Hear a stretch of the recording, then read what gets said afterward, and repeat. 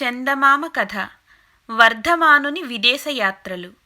2000 ఏళ్ల కిందట దక్షిణ దేశంలో వర్ధమానుడనేవాడుండేవాడు. అతని తండ్రి మిక్కిలి ధనవంతుడు. ఆయనకు సముద్ర వ్యాపారం ఉండేది. ఆయన ఓడలు నిర్మించి వాటి మీద తన మనుష్యులను సముద్రంలోని ద్వీపాంతరాలకు పంపి వ్యాపారం చేసేవాడు. సముద్ర ప్రయాణం చేసి వచ్చిన మనుష్యులు ఇతర దేశాల వింతలు తండ్రికి చెబుతుంటే వర్ధమానుడు వింటూ ఉండేవాడు.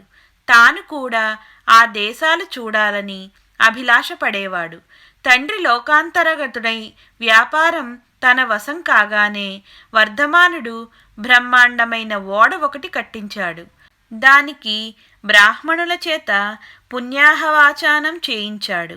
తన ప్రయాణానికి ముహూర్తం పెట్టించాడు. వేలాది ప్రజలకు అన్నదానము వస్త్రదానము చేశాడు. ఓడ నిండా వర్తకానికి అవసరమైన వస్తువులు, 3 నెలల ప్రయాణానికి సరిపడే ఆహార పదార్థాలు పెట్టించాడు. ముహూర్తానికి సరిగా ఓడ రేవులో నుంచి కదిలింది. తూర్పు దీవులకేసి సాగింది. 1 వారం రోజులు ప్రయాణం సక్రమంగానే జరిగింది. ఆ తరువాత ఒక పెద్ద తుఫాను ప్రారంభమైంది. ఈ తుఫాను క్రమంగా పెద్దదై భయంకరంగా పరిణమించింది. ఓడ వాయువేగంతో తుఫానులో పడి కొట్టుకుపోసాగింది. అది ఎటుపోతున్నది ఎవరికీ తెలియదు. ఈ విధంగా 3 పగళ్ళు 3 రాత్రులు తుఫానులో కొట్టుకుపోయి ఓడ సముద్ర మధ్యాన రాళ్లగుట్టకు తగిలి పగిలి మునిగిపోయింది. 2-3 లక్షల విలువ రత్నాలు, వస్త్రాలు మొదలైన సరుకులు సముద్రం పాలు కావటమే కాక ఓడలో ఉన్న 100 మంది ప్రాణులు సముద్రానికి బలి అయినారు. వర్ధమానుడు మాత్రం ప్రాణరక్షణార్థం ఒక ఓడ దూలాన్ని పట్టుకుని దాని సహాయంతో ఈదసాగాడు. కానీ త్వరలోనే అతనికి స్పృహ తప్పిపోయింది. ఆ తర్వాత ఏమి జరిగింది అతనికి తెలియదు. అతనికి తిరిగి ఒళ్ళు తెలిసేసరికి ఎండ కాస్తున్నది. సముద్రం ప్రశాంతంగా ఉంది. అతను మళ్ళీ ఈదటానికి దూలం మీద నుంచి దిగి నీటిలో నిలబడేసరికి అతని కాళ్లకు అడుగు తగిలింది. అక్కడ సముద్రం అతనికి మొలలోతే ఉంది. అయినా తీరం చాలా దూరాన ఉంది. వర్ధనుడు నీటిలో నడుచుకుంటూ ఒడ్డుకేసి రాసాగాడు. అక్కడి తీరం నిర్మానుష్యంగా ఉంది. తన ప్రాణం దక్కినందుకు వర్ధనుడు ఇష్టదేవతలను ప్రార్థించుకుని అక్కడే పచ్చిక బయలు మీద పడుకొని తిరిగి నిద్రపోయాడు. అతను నిద్ర లేచేసరికి మర్నాడు తెల్లవారుతున్నది. జరిగినదంతా అతనికి జ్ఞాపకం వచ్చింది. అతను లేచి కూర్చోబోయినాడు. కానీ సాధ్యం కాలేదు. అతని చేతులు కాళ్ళు నేలకు అంటుకుపోయినట్టు తోచింది. తల కదిలిద్దామన్నా జుట్టు ఎవరో పట్టుకు లాగినట్టు నెప్పి పుట్టింది. కొన్ని వేల దారపు పోగులతో ఎవరో అతన్ని నేలకు కట్టివేశారు. వర్ధమానుడు అత్యాశ్చర్యంతో ఇదేమిటా అని ఆలోచిస్తుండగా అతని కాలి మీద ఏదో పురుగు పాకుతున్నట్టు తోచింది. ఆ ప్రాణి క్రమంగా తన రొమ్ము మీదకి వస్తున్నది. వర్ధనుడు కష్టపడి తల కొంచెం ఎత్తి చూచును గదా, అతడి రొమ్ము మీద నిలబడి ఉన్నది ఒక మనిషి. ఆ మనిషి ఎత్తు సరిగా 6 అంగుళాలు. ఆ మనిషి చేతిలో విల్లున్నది. భుజాన అంబుల పొది ఉన్నది. వర్ధమానుడు మేలుకొన్నాడని తెలుసుకుని ఆ మనిషి ఏదో కీచుకేక పెట్టాడు. మరో 50 మంది మనుష్యులు వర్ధమానుడి ఒంటి మీదుగా పాకి రాసాగారు. ఎవరు మీరు? నన్నెందుకిట్లా బంధించారు అన్నాడు వర్ధనుడు. అతని గొంతు ఆ చిన్న మనుష్యులకు ఉరుములాగా వినిపించి ఉండాలి. వారంతా బెదిరి పారిపోయినారు. కొందరు కంగారులో కింద పడి దెబ్బలు కూడా తగిలించుకున్నారు. వాళ్లనడిగి లాభం లేదని వర్ధమానుడు తన చేతిని బలంగా గుంజాడు. దానికి కట్టిన దారపు పోగులన్నీ పుటపుటా తెగిపోయినాయి. తలకు మిగిలిన అవయవాలకు కట్టి ఉన్న దారపు పోగులు కూడా తెంచుకోసాగాడు. తమ బందీ తప్పించుకుంటున్నాడని గ్రహించి ఆ బుల్లి మనుష్యులు దూరం నుంచి వర్ధమానుడి మీద బాణాల వర్షం కురిపించారు. ఈ బుల్లి అంబులు పూచిక ముళ్ళల్లే వర్ధమానుడి గుడ్డల్లో ఇరుక్కుపోయాయి. ముఖానికి తగిలినవి మటుకు చీమలు కుట్టినట్లు బాధపెట్టాయి. వాళ్ళు తనను ఏం చేస్తారో తెలుసుకుందామని వర్ధమానుడు కట్లు వదుల్చుకోవటం మాని కదలకుండా పడుకున్నాడు. కొంచెం సేపటికల్లా ఆ మనుష్యులు భయం కొద్దిగా పోగొట్టుకొని వర్ధనుణ్ణి సమీపించారు. ఒకడు అతని చెవి దగ్గర ఏదో అరిచాడు. వర్ధమానుడికి ఆ భాష అర్థం కాలేదు, కాని తనకు ఆకలి అవుతున్నదని సంజ్ఞల ద్వారా తెలియజేశాడు. వెంటనే వారు వెళ్ళిపోయి అతని కోసం ఆహారం తెచ్చారు. ఎన్నో వేల మంది అతని ముఖం మీదకి ఎక్కి ఆహారం అతని నోట్లో వేస్తేనే గాని అతని కడుపు నిండలేదు. ఎట్లాగైతేనేమి అతను పొట్ట నింపుకొని మళ్లీ నిద్రపోయాడు. వర్ధమానుడు చేరిన ద్వీపం వామన ద్వీపం. అక్కడి మనుష్యులు వామనులు. తమ దేశానికి ఒక పెద్ద రాక్షసుడు వచ్చాడనే వార్త వామనరాజునకు తెలిసింది. అతనిని బంధించి తన దగ్గరికి తీసుకురావటానికి రాజుగారు తన దగ్గర ఉన్న బళ్లలో కల్లా పెద్ద బండిని పంపారు. వర్ధమానుడు భోజనం చేసి తిరిగి నిద్రపోతున్న సమయంలో రాజుగారు పంపిన బండి వచ్చింది. ఈ బండి 7 అడుగుల పొడుగు, 4 అడుగుల వెడల్పు ఉంది. దానికి 22 చక్రాలున్నాయి. 1000 మంది వామనులు 3 గంటలు శ్రమపడి వర్ధనుణ్ణి ఈ బండి మీదికి అతిశ్రమతో ఎక్కించగలిగారు. ఇంతసేపు వర్ధమానుడు నిద్ర లేవలేదు. కారణమేమంటే అతను తిన్న ఆహారంతో పాటు వామనులు అతనికి మత్తు కలిగించే సారాయి కూడా ఇచ్చారు. రాజమందిరం అక్కడికి 60 మైలు దూరంలో ఉన్నది. వర్ధమానుడి బండికి 1500 గుర్రాలు కట్టారు. ఆ గుర్రాలు 4.5 అంగుళాల ఎత్తుగలవి. ఈ బండి 4 గంటలు ప్రయాణం చేసేసరికల్లా ఒక ఇరుసు విరిగింది. దానికి మరమ్మత్తు చేయటానికి ఆగారు. ఈ సమయంలో వర్ధనుణ్ణి చూడటానికి కొందరు వామనులు అతని మొహం మీద ఎక్కారు. వారిలో ఒకడు తన కర్ర వర్ధమానుడి ముక్కు పుట్టంలోనికి పోనిచ్చి తడివి చూశాడు. వర్ధమానుడికి తుమ్ములు వచ్చాయి.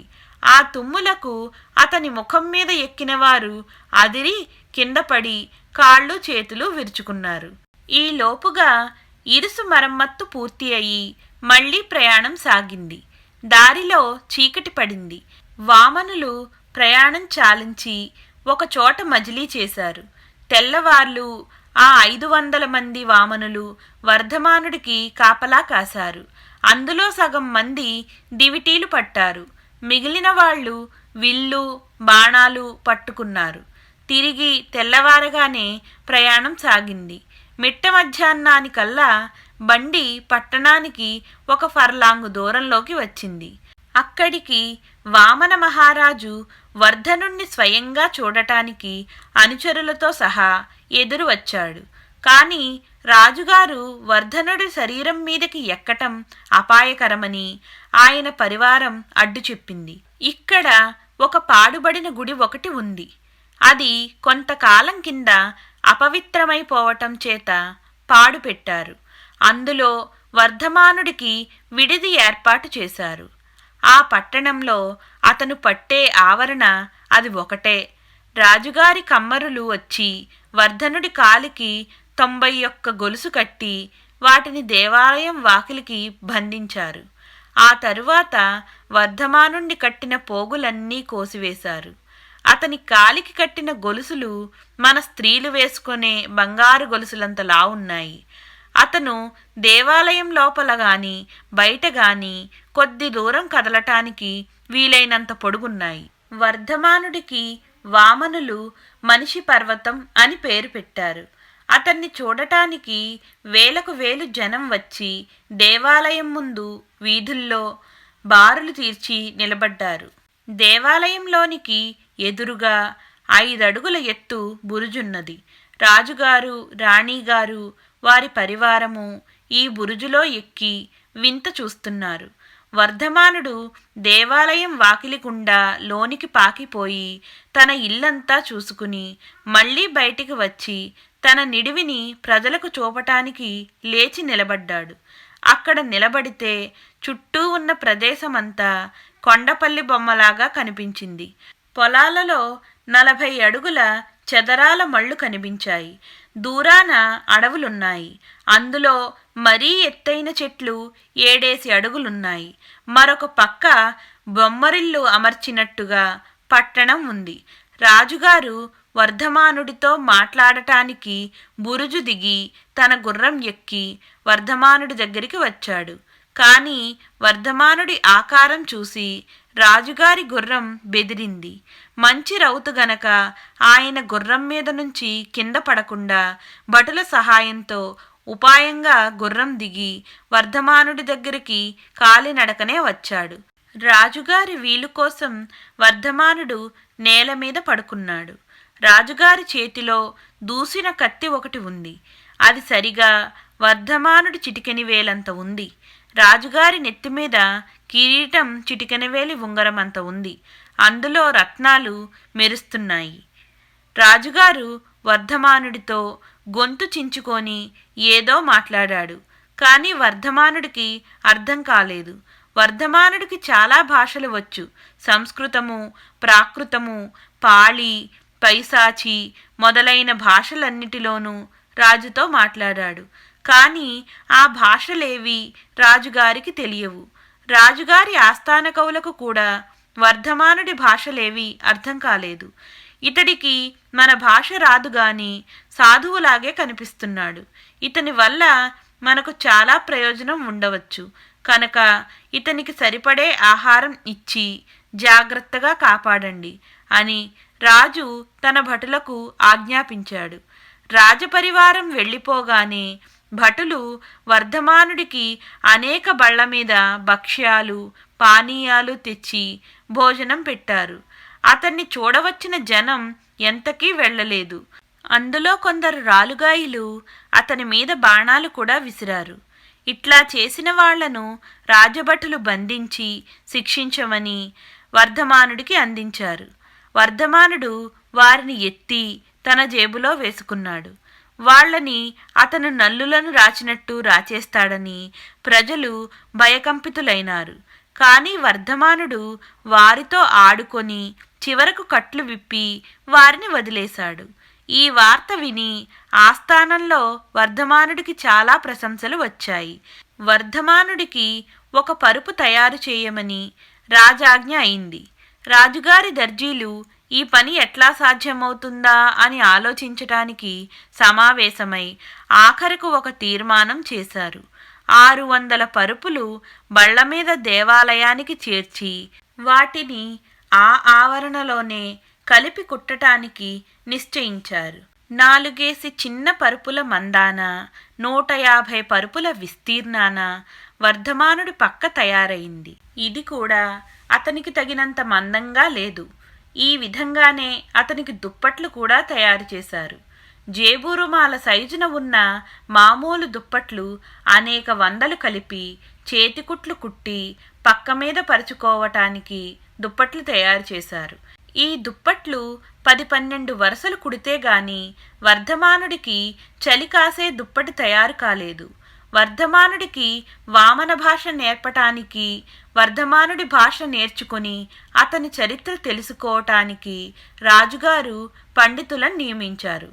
వామన దేశాచారానికి అనుకూలంగా వర్ధమానుడి దుస్తులు నిర్మించటానికి 300 మంది దర్జీలు నియమింపబడ్డారు.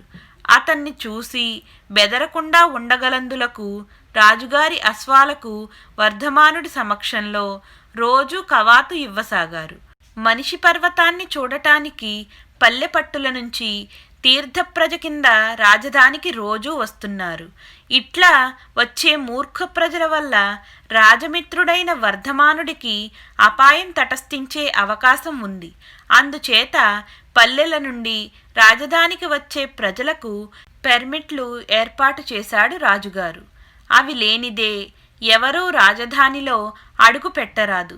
రాజుగారిలా చేయకపోతే దేశంలో ఉండే ప్రజలంతా పనిపాటలు మానేసి వర్ధమానుడి దగ్గరే యాత్ర చేసేవాళ్ళు. సామాన్య ప్రజలకు వర్ధమానుడి మీద భయం క్రమంగా తొలగిపోయింది. వాళ్ళు అతని దగ్గరికి చనువుగా రాసాగారు. అతని అరిచేతి మీద తడవకు 5-6 చెప్పున నృత్యాలు చేసేవారు. చిన్నపిల్లలు యథేచ్ఛగా అతని జుట్టులో దాగుడు మూతలాడసాగారు. వర్ధమానుడికి దేశభాష వచ్చాక రాజుగారు అప్పుడప్పుడు వచ్చి అతడి చేతిమీద భుజం మీద ఎక్కి సంభాషించేవాడు. తన దేశ ప్రజల ఎడల స్నేహంతో ఉన్నందుకు అతన్ని అభినందించేవాడు.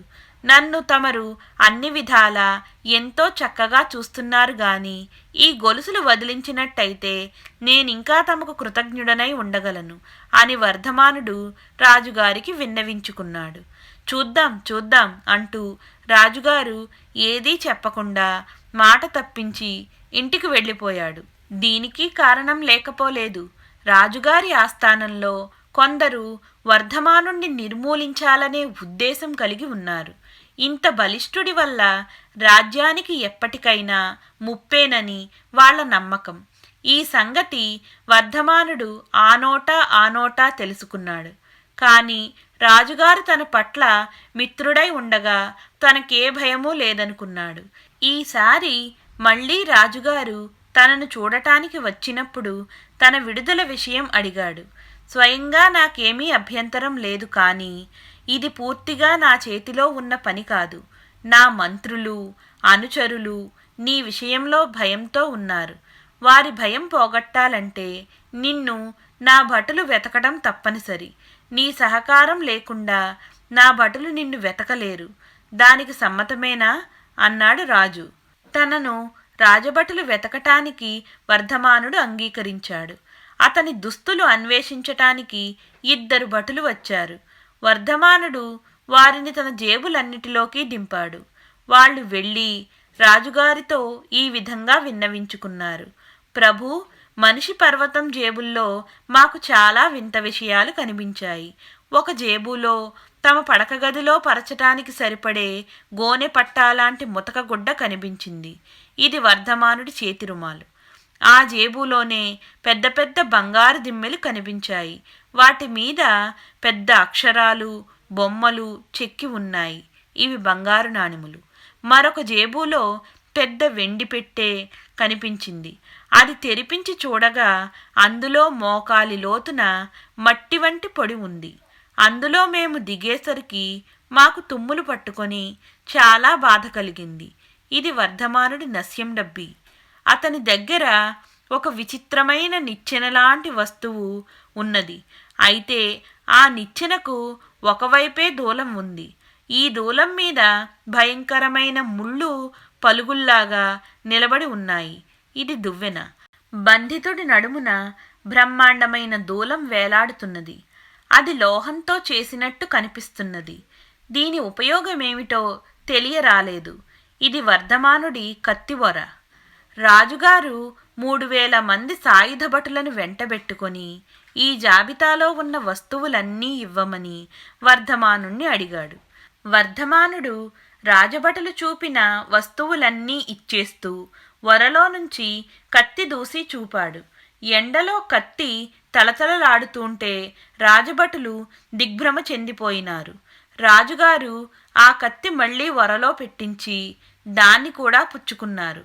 ఇది జరిగినాక తనను బంధ విముక్తుణ్ణి చెయ్యవలసిందని వామన భాషలో వర్ధమానుడొక అర్జీ పెట్టుకున్నాడు. కొన్ని షరతుల మీద అతనికి బంధ విముక్తి కలిగించారు. ఆ షరతులేవంటే వర్ధమానుడు రాజాజ్ఞ లేకుండా దేశం విడిచిపోకూడదు. రాజధానిలో అడుగు పెట్టాలంటే 2 గంటల ముందుగా తెలియజేయాలి. జనం వీధులన్నీ ఖాళీ చేయడానికి గాను ఇట్లా తెలియజేయాలి. వర్ధమానుడు రాజవీధులలో తప్ప సంచరించరాదు. పచ్చిక బయళ్లలోనూ పొలాలలోనూ అతను పడుకోరాదు. ఎవరి మీద ఎవరి ఆస్తి మీద కాలు వేయరాదు. శత్రువులు మీద పడే పక్షాన వర్ధమానుడు వామనుల పక్షాన పోరాడాలి. ఈ షరతులకు ఒప్పుకొని వర్ధమానుడు బంధ విముక్తి పొందాడు. ఇది జరిగిన కొద్ది కాలానికే వర్ధమానుడు రాజధాని నగరానికి పోవటానికి అనుమతి ఆహ్వానము కూడా సంపాదించాడు. మనిషి పర్వతం వస్తున్న వార్త వినగానే జనమంతా ఇళ్లలో దూరారు. అనేక మంది అతన్ని చూడటానికి ఇళ్ల కప్పులెక్కారు. రాజవీధుల్లో తప్ప అతనికి నడవటానికి జాగా లేదు. ఊరి మధ్య రాజభవనం ఉంది. దాని చుట్టూ ప్రహారీ గోడలున్నాయి. వర్ధమానుడు వాటి మీదిగా అంగవేసి అంతఃపుర ఆవరణ ప్రవేశించాడు. అతను లోపల ఉన్న ఆసనాలు, తివాసీలు మొదలైనవి చూడటానికి నేలబారుగా పడుకొని కిటికీలో నుంచి చూడవలసి వచ్చింది. రాజుగారు చూపిన ఆదరానికి వర్ధమానుడు చాలా సంతోషించాడు. తన కృతజ్ఞత ఎట్లా చూపడమా అని ఆలోచించాడు. ఇందుకు అవకాశం త్వరలోనే కలిగింది. వామన ద్వీపానికి దగ్గరలో మరొక చిన్న ద్వీపం ఉన్నది. అక్కడి ప్రజలు కూడా వామనుల వంటివారే. వారి పేరు గుజ్జులు. గుజ్జులకు వామనులకు అనాదిగా పోట్లాటలున్నాయి. కానీ ఇటీవల కొద్ది మాసాలుగా ఈ పోట్లాటలకు విరామం కలిగింది. కారణమేమంటే గుజ్జుల రాజు వామనుల మీద దాడి చెయ్యడానికి కొన్ని కొత్త నావలు సిద్ధం చేయించాడు. ఆ యుద్ధ నావలు ఇప్పుడు సిద్ధమయ్యాయని, గుజ్జులు ఏ క్షణాన అయినా దండెత్తి రావచ్చునని వామన రాజుకు కబురు వచ్చింది. ఆయన వర్ధమానుడి సహాయం కోరాడు. వామనులకు సహాయం చేస్తానని తాను చెప్పినట్టు చేస్తే గుజ్జుల యుద్ధ నౌకలన్నిటినీ పట్టి తెస్తానని వర్ధమానుడు చెప్పాడు. రాజుకు పరమానందం కలిగింది. ఏమేమి కావాలో చెప్పి చేయించుకోమన్నాడు. వర్ధమానుడు తనకు తగినంత మోకు, లావుపాటి ఇనప చువ్వలు కావాలన్నాడు. కానీ వామనుల దగ్గర ఉన్న మోకులు ట్వైన్ దారం కంటే ఆట్టే లావు లేవు. ఇనుప చువ్వలు తీగెమేకులలాగా ఉన్నాయి. వీటితోనే వర్ధమానుడు పని ప్రారంభించాడు. తనకు దొరికిన తాటిని 3 పేటల పేని కాస్త బలమైన తాడు తయారు చేశాడు. ఈ విధంగా 50 తాళ్లు తయారు చేశాడు. 3 చువ్వలు కలిపి మెలిపెట్టి వంచి 50 కొంకీలు తయారు చేశాడు. ఒక్కొక్క తాటి చివర ఒక్కొక్క కొంకి కట్టాడు. వీటన్నిటినీ భుజాన వేసుకొని గుజ్జుల నౌకలు వచ్చే దిక్కుగా సముద్ర తీరానికి వెళ్ళాడు. గుజ్జుల ద్వీపానికి వామన ద్వీపానికి మధ్య సన్నని జలసంధి మాత్రమే అడ్డం ఉంది. ఇది ఎక్కడా నిలువు లోతు కంటే లేదు. వర్ధమానుడికి దూరాన గుజ్జుల నౌకలు కనిపిస్తూనే ఉన్నాయి. అన్నీ కలిసి 50 యుద్ధ నౌకలు, కొన్ని చిల్లర పడవలు ఉన్నాయి. వర్ధమానుడు నీటిలో దిగి వాటికేసి నడవసాగాడు. అతను ఏం చేస్తాడో చూద్దామని వామనుల రాజు, అతని పరివారము తీరానికి వచ్చారు. గుజ్జులు నౌకలలో ఏదో పనులు చేసుకుంటూ తమకు రానున్న ఆపద గురించి ఆలోచించటమే లేదు. మనిషి పర్వతం గురించి వారికి వార్త చేరలేదు. వర్ధమానుడు కొద్ది దూరం ఈదినాక మళ్ళా అవతల అడుగు అందింది. అతను నీళ్లలో నుంచి నడుచుకుంటూ వచ్చే చప్పుడు విని గుజ్జులు పొందిన ఆశ్చర్యం చూసి తీరాలి. పెద్ద భూతం వంటి మనిషి వస్తుండడం చూడగానే గుజ్జులు నౌకల మీద తాము చేస్తున్న పనులు మానేసి ప్రాణాలు రక్షించుకునేటందుకు పారిపోయినారు. వాళ్లను చూస్తూ కాలయాపన చెయ్యక వర్ధమానుడు తాను తెచ్చిన తాళ్లను పడవలకు కొంకీలతో బిగించి కట్టి తాళ్లన్నిటినీ కలిపి ముడేసి ఆ ముడి చేత్తో పట్టుకున్నాడు. ఈలోగా గుజ్జులు చూస్తూ ఊరుకోలేదు. వారు విల్లు బాణాలు పట్టుకొని ఈ సమయానికి వర్ధమానుడి మీద బాణాల వర్షం కురిపించసాగారు. ఆ బాణాలు కంటికి తగులుతాయనే భయం తప్ప వర్ధమానుడికి మరే భయమూ లేదు. అందుచేత అతనిప్పుడు రాజభటుల కంటపడకుండా దాచిన సులోచనాల జోడు తీసి కళ్లకు తగిలించుకొని నిర్భయంగా తన పని చూసుకోసాగాడు. అయితే ఇప్పుడు మరొక చిక్కు వచ్చింది. గుజ్జుల నౌకలన్నిటికీ లంగర్లు దించి ఉన్నాయి. వీటిని ఎత్తే అవకాశం లేదు. అందుచేత వర్ధమానుడు తన పిడిచాకుతో లంగరు గొలుసులన్నీ గబగబా కోసి పారేశాడు. ఇది చూసి గుజ్జులకు మరింత ఆదుర్ద కలిగింది.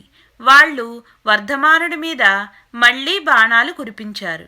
కానీ వర్ధమానుడు వాటికి లక్ష్యం చెయ్యకుండా పడవలను పట్టుకొని తిరిగి వచ్చాడు. అతని వెనుకనే 50 శత్రునౌకలు వస్తున్నాయి. ఇది చూసి సముద్ర తీరాన చేరిన ప్రజలు ఒక్కసారిగా వామన మహారాజుకు జై అని కేకలు పెట్టారు. మహారాజు కూడా సంతోషంతో పరవశుడైపోయి వర్ధమానుడికి ఒక పెద్ద బిరుదిచ్చాడు. ఈ విధంగా రాజుగారి ఆదరానికి పాత్రం కావడం వర్ధమానుడికే అపకారమైంది. వామనులకు ఇంత సహాయం చేసిన వర్ధమానుడు ఇంకెంత చెయ్యలేడు అని రాజుకు దుర్యాస పుట్టింది. నువ్వు వెంటనే వెళ్ళి గుజ్జుల మిగతా పడవలు కూడా పట్టుకో.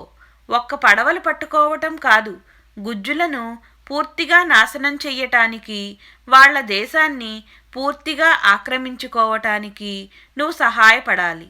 అప్పుడు నేను ప్రపంచానికంతకీ అధిపతినవుతాను అన్నాడు రాజుగారు వర్ధమానుడితో. ఇటువంటి దుర్మార్గానికి వర్ధమానుడు ఒప్పుకోక, గుజ్జుల రాయబార్లు చెప్పే న్యాయమైన షరతులకు ఒప్పుకొని మీరు సంధి చేసుకోవడం ధర్మం అన్నాడు రాజుతో. గుజ్జుల రాయబారులు సంధి కోసం వచ్చి వర్ధమానుడు తమకు న్యాయంగా మాట్లాడడం విని అతని దర్శనం చేసుకుని అతని శౌర్య పరాక్రమాలను గుణగణాలను పొగిడి తమ దేశం రావలసిందని, తమ రాజుగారికి దర్శనం ఇప్పించవలసిందని కోరారు.